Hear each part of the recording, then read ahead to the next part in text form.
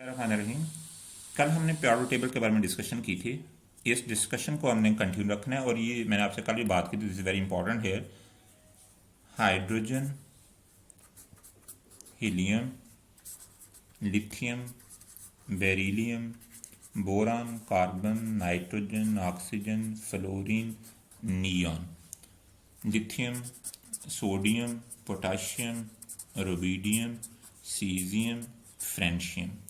Beryllium, magnesium, calcium, strontium, barium, radium. Boron, aluminium, gallium, indium, thallium.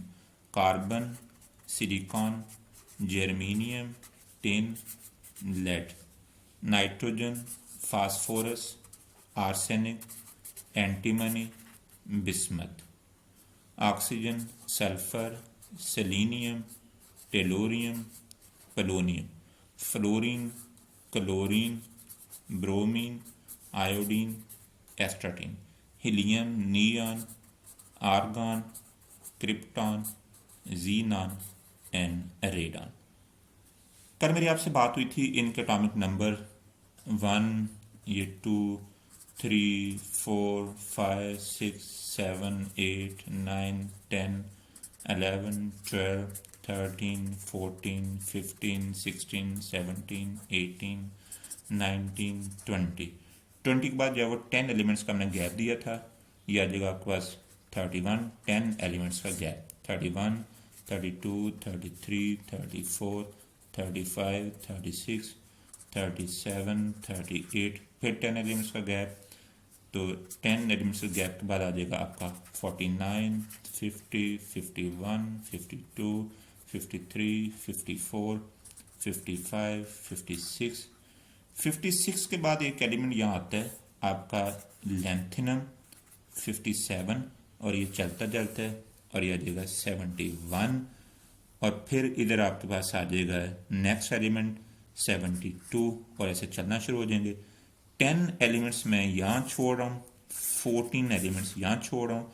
जब 56 के अंदर मैंने जब वो 56 के अंदर 10 और 14 ऐड करूँगा तो 80 आता है। सो ये 81, 82, 83, 84, 85, 86, ये आ जाएगा 87, 88।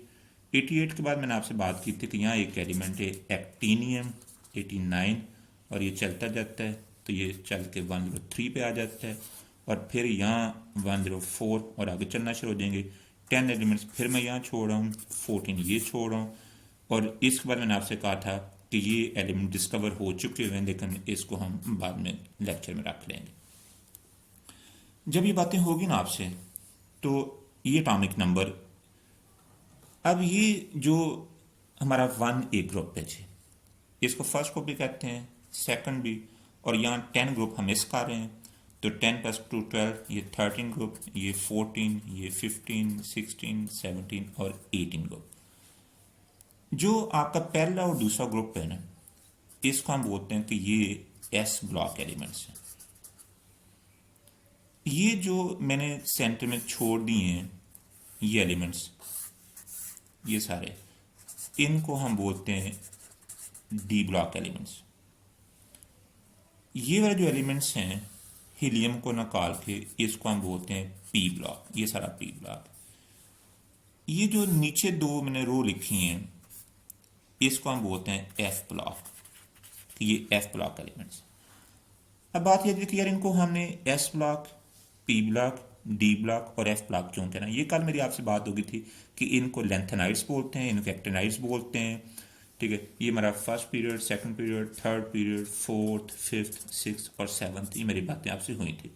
सेकंड थर्ड पीरियड जिसमें 8 एलिमेंट्स ईच, फोर्थ और फिफ्थ में 18 एलिमेंट्स ईच, सिक्स और सेवन्थ में जो है वो 32 एलिमेंट्स ईच। अब ये एस ब्लॉक है, ये पी ब्लॉक है, ये डी ब्लॉक है, ये एफ ब्लॉक है। इनको हम S P D F block बोलते क्यों है। अब मैं सादा से आपसे बात करनी है। मसलन मेरे पास एक एटम है जिसका atomic number, that sodium, atomic number 11। मैं इसकी कन्फिग्रेशन लिखता हूँ जो हमने फर्स्ट ईयर में सीखी थी।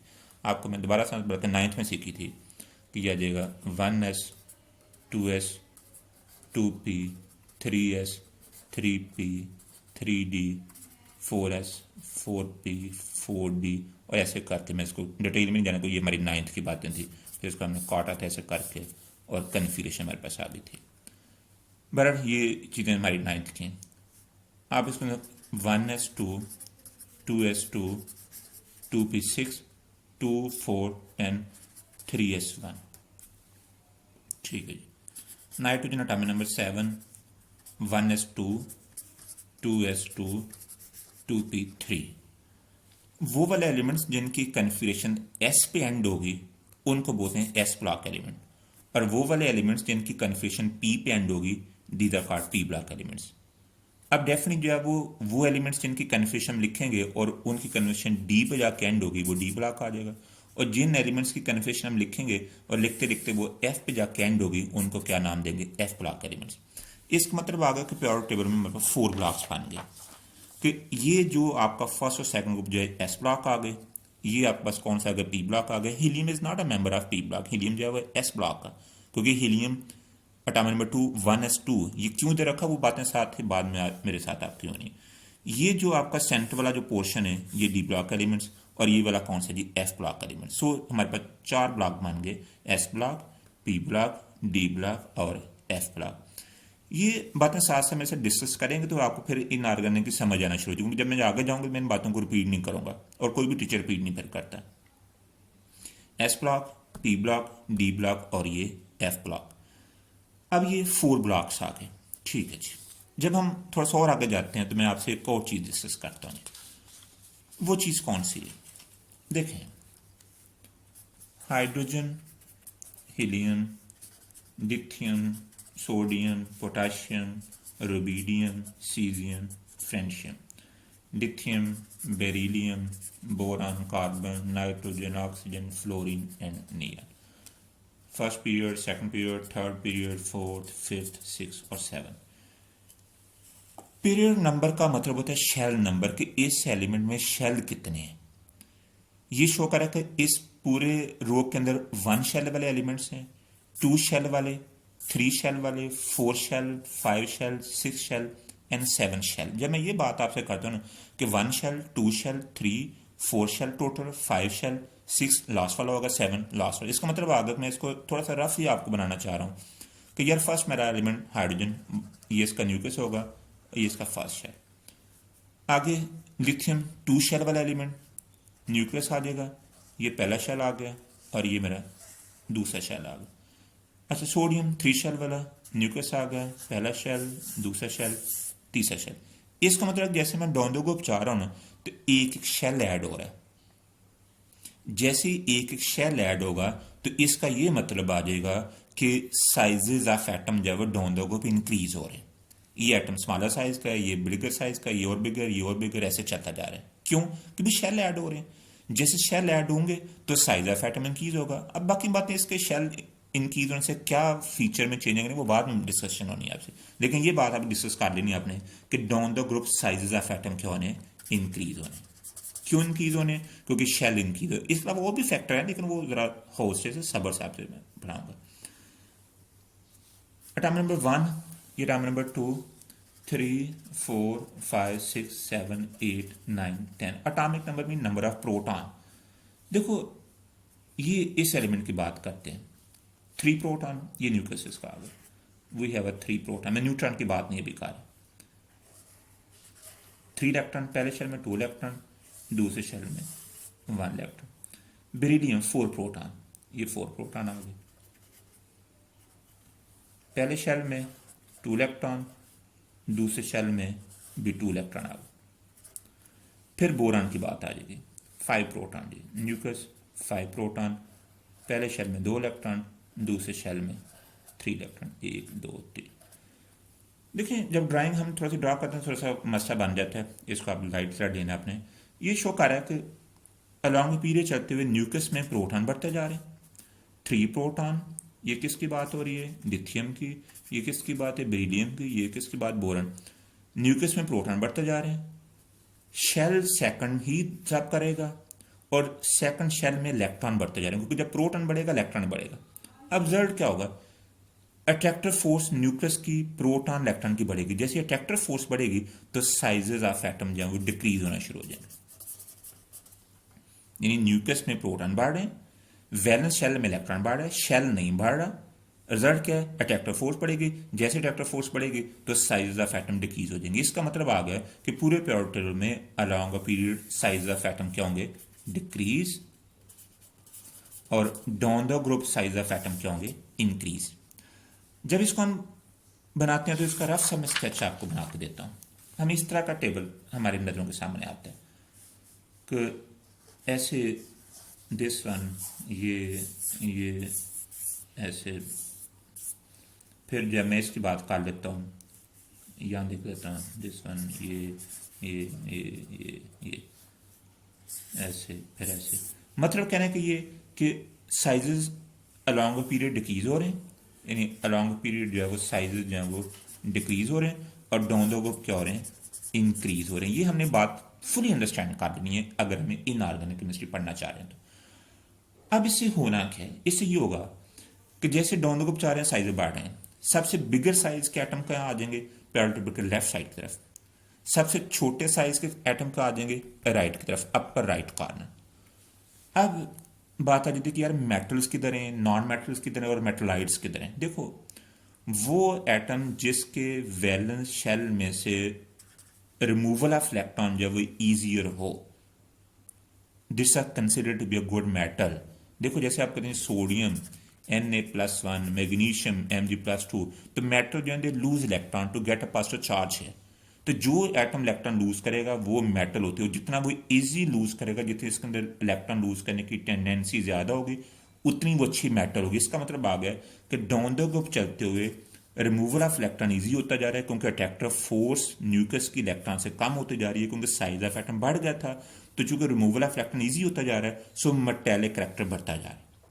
और जैसे मैं लॉन्गर पीरियड चल रहा हूँ तो न्यूक्लियस की वैलेंस शेल के साथ अट्रैक्टर फोर्स क्या है? बढ़ती जा रही है। जैसे अट्रैक्टर फोर्स बढ़ती जा रही है, साइज ऑफ एटम तो डिक्रीज हो रहे थे, तो रिमूवल ऑफ इलेक्ट्रॉन क्या मुश्किल होता जा रहा है। जैसे रिमूवल ऑफ इलेक्ट्रॉन मुश्किल होता जा रहा है तो इसका मेटेलिक करैक्टर कम होता जा रहा है और नॉन मेटेलिक करैक्टर बढ़ता जा रहा है। सो इस तरफ जो पीरियोडिक टेबल होगा, इसमें कौन से एलिमेंट्स होंगे?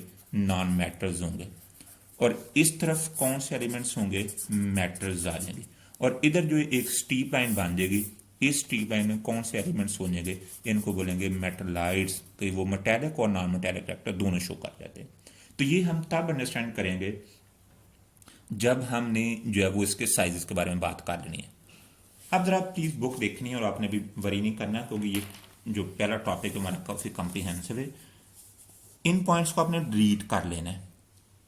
अगर कोई मुश्किल आती है तो उसको मेरे साथ डिस्कस कर सकते हैं, ठीक है। लेकिन ये कि इनको रट्टा नहीं लगाना, ये पेपर में कोई नहीं आना, सिर्फ पीरियोडिक टेबल समझना। जो पीरियोडिक टेबल ऐसी है जैसे आप ये कह लें कि सूरह यासीन जो है वो कुरान मजीद का दिल, इस तरह periodic table chemistry inorganic chemistry का दिल, ये समझ लेना है। अभी आपको मैंने जब मोर फैमिलीज इसके बारे में भी बात नहीं आपसे मैंने की, ब्लॉक्स के बारे में बात मेरी आपसे हो गई है, मेटल्स नॉन मेटल मेटलाइट्स के बारे में बात हो गई है, ठीक है।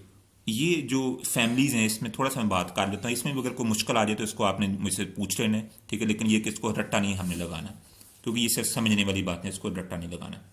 देखो फैमिलीज की जब बात मेरे आप साथ हो रही है ना, तो मैं अगेन आपके सामने पीरियोडिक टेबल रखता हूँ।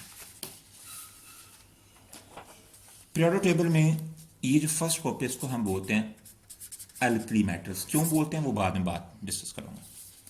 सेकंड ग्रुप को आप बोलते हैं अल्कलाइन अर्थ मेटल्स। क्या फैमिली नेम है? Alkali metals. इसका नाम क्या है? Alkaline earth metals. ये क्या है? Boron family as a name given by its representative element, ठीक है। जैसे जो है वो हम लोग जो है उधर हमारी रिप्रेजेंटेशन हमारे फादर या मदर नेम से होती है कि ये फ्लांग का बेटा या फ्लांग की बेटी। ये बोरॉन फैमिली, ये कार्बन फैमिली, ये नाइट्रोजन फैमिली, ये ऑक्सीजन फैमिली, इनको बोलते हैं हेलोजेंस।